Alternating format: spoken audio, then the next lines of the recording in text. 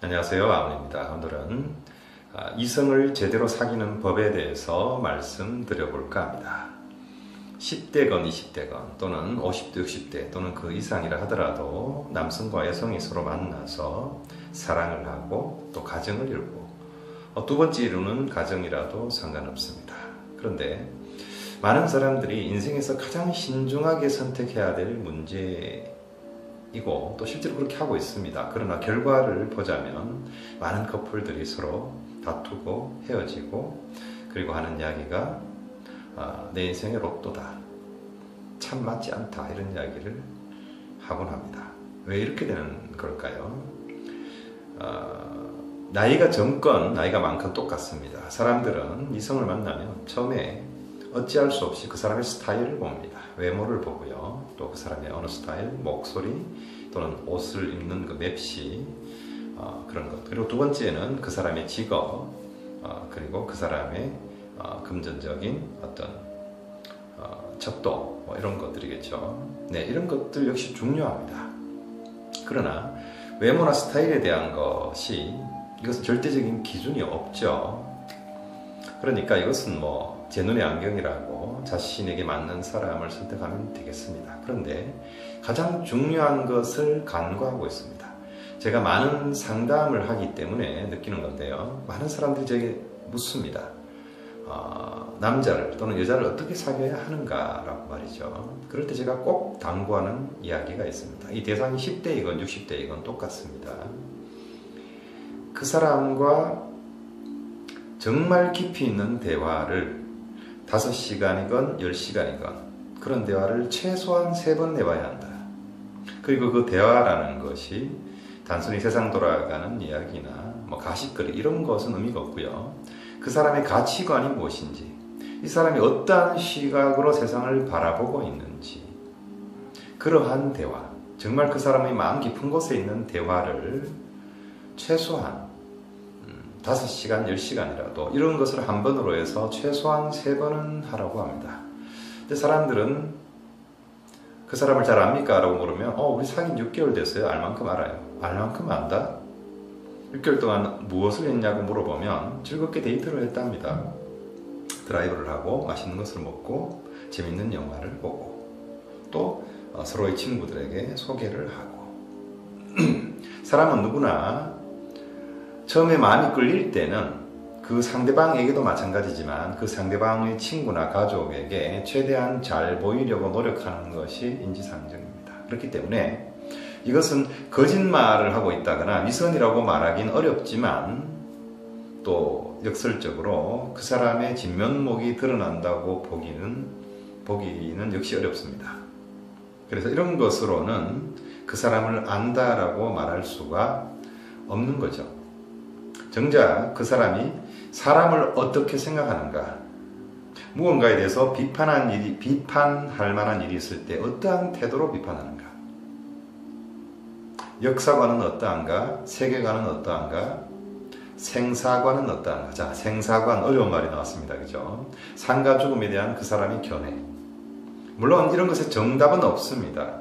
그러나 이런 것에 있어서 여러분과 잘 맞거나 또는 그 사람을 존중할 만한 무언가가 있어야 됩니다. 왜냐하면 남성과 여성이 만난다는 것은 단지 서로의 매력에 의해서 네, 죄송합니다. 서로의 매력에 의해서 끌리는 그런 관계만은 아닙니다.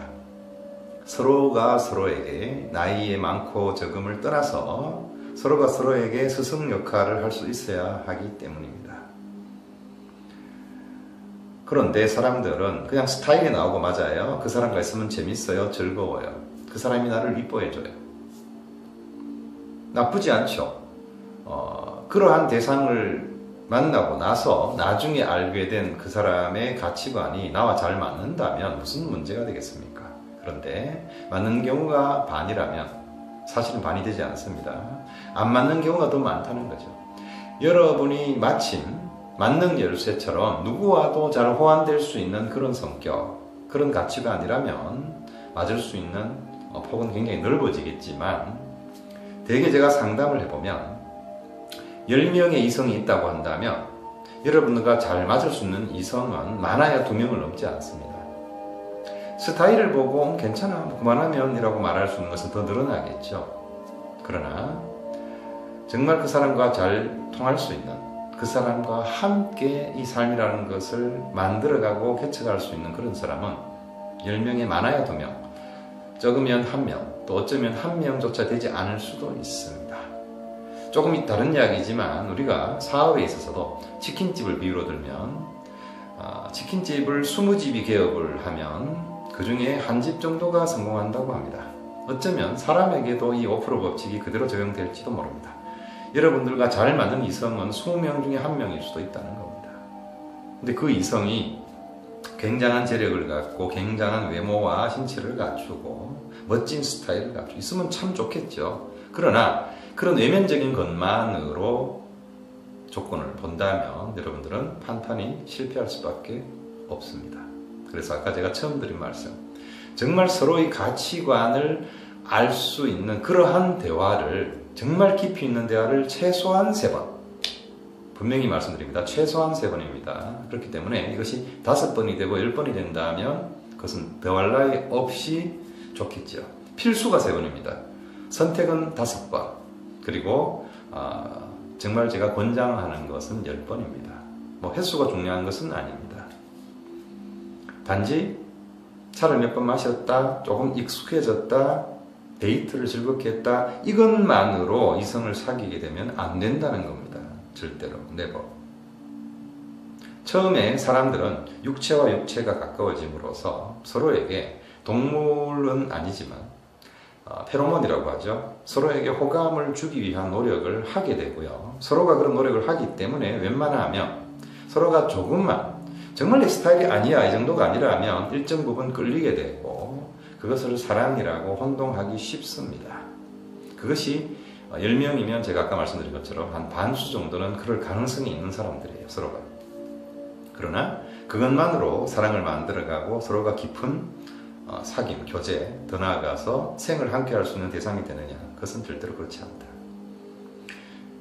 자, 그러면 막연히 가치관을 알 수 있는 대화라고 했지만 어떤 부분일까요? 일부러라도 세상에서 지금 이슈가 되고 있는 어떤 문제들을 조금 껄끄러울 수 있지만 서로에게 제시를 하고 그 의견을 물어봐야 됩니다. 물론 정답은 없습니다. 그렇지만 이러한 과정을 통해서 상대방이 자기 자신조차도 잘 모르고 있던 자기 내면의 것을 끄집어내게 돼요. 서로가. 그리고 이것은 어찌 보면 나에게 잘 맞는 사람을 선택한다, 내가 선택한다라는 개념도 있지만 반대 개념으로 나는 그 사람에게 잘 어울리는 사람인가라는 것 또한 생각을 해야 됩니다. 이것은 제가 오늘 말씀드리는 것은 어떠한 특정 여성, 특정 남성이 나와 잘 어울리는가, 내가 그 선을 본다라는 개념이 아니라 반대로 나는 그 사람에게 잘 어울리는 사람인가 또한 생각해야 됩니다. 조금 극단적인 예를 들자면 이 상대방이 너무 훌륭한 사람이에요. 너무 멋진 사람이죠. 그런데 내가 그 사람에게 어울릴 수 있는가, 내가 그 사람에게 그 사람의 가치관이나 그런 것을 호응하고 또 서로가 배워나가고 시너지를 일으킬 수 있는가, 이것 또한 생각해야 됩니다. 상대가 나에게 어울리는가만 생각하는 것이 아니라 나는 상대방에게 어울리는 사람인가, 이것 또한 생각을 해야 된다는 거죠. 네. 만약 상대가 나에게 어울리는가만 생각한다면 그것은 굉장히 반쪽짜리 또는 이기적인 방식이 되는 거죠. 상대방이 아무리 훌륭한 사람이라 하더라도 내가 그 사람과 어울리지 않는 사람이라면 이것은 어떠한 점수를 매겨서 그 사람은 아주 뛰어나고 잘났고 나는 못났다 이런 이야기를 하는 것은 아니에요. 이 세상에는 절대적인 우월이나 열등 같은 것은 없습니다. 각각의 꽃을 피우는 거죠. 소나무는 소나무로 좋은 것이고 대나무는 대나무로 좋은 거예요. 소나무는 이렇게 구불구불 자라서 그 모습을 뽐낸다고 하면 대나무는 가늘지만 곧게 자라서 그 쓸모가 있고 또 그런 것에서 나름의 품질을 가지는 거예요. 그것처럼 어느 쪽이 절대 우위를 점하고 또는 상대 우위를 점하고 누구보다 낫다 못하다. 자, 말이 나왔으니까 말씀드리자면 우리가 사람과 사람이, 특히 남성과 여성이 서로 교제를 하고 사귀는 데 있어서 주변에서 누구보다 누구가 못하다, 네가 손해다, 적어도 사람이라면 이런 말은 하시면 안 됩니다. 네, 이것은 사람에 대한 결례이기도 하거니와 여러분들이 만약 그런 말을 한다면 누군가는 여러분에게도 그런 말을 할 겁니다. 뒷구멍에서. 원하지 않죠.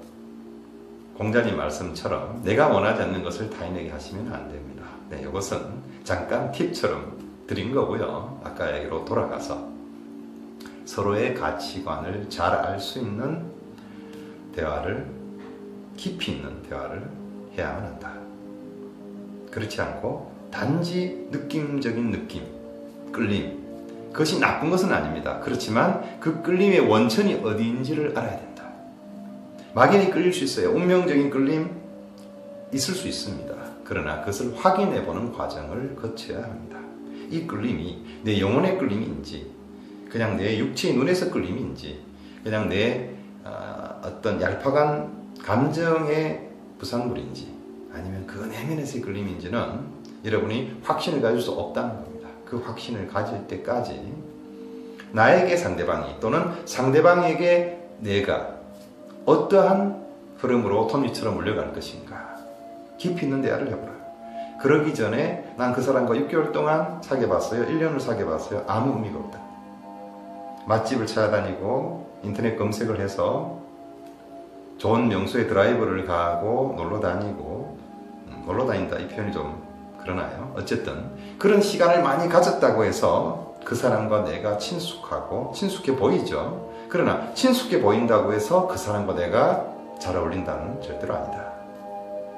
제 이야기를 듣고 그 참 세상에 반이 남자고 반이 여자인데 뭐 그렇게 까다롭게 말씀하십니까? 라고 반발하는 분도 있을 수 있어요. 그렇지만 앞으로 이성을 사귀어야 될 분, 또는 현재 사귀고 있는 분, 그리고 한 번, 두 번 실패를 보시고 나서 지금 다시 심각하게 이성을 사귀어야 되겠다라고 마음먹고 있는 분, 또 누군가가 나에게 관심을 가지고 있다, 이런 상황에 있다면 오늘 제 말씀이 결코 헛되지 않을 거라고 저는 믿습니다. 부족하나마 오늘 제가 말씀드린 것에 대해서 의문나는 것이 있으시면 댓글로 남겨주시면 제가 시간 나는 대로 짤막하게나마 답변을 드리도록 하겠습니다. 이것은 제 오랜 상담의 경험에서 나온 이야기니까 절대 헛수이 듣지 마시기를 간곡히 부탁드립니다. 네, 오늘은 여기까지 하도록 하겠습니다. 고맙습니다. 사랑합니다.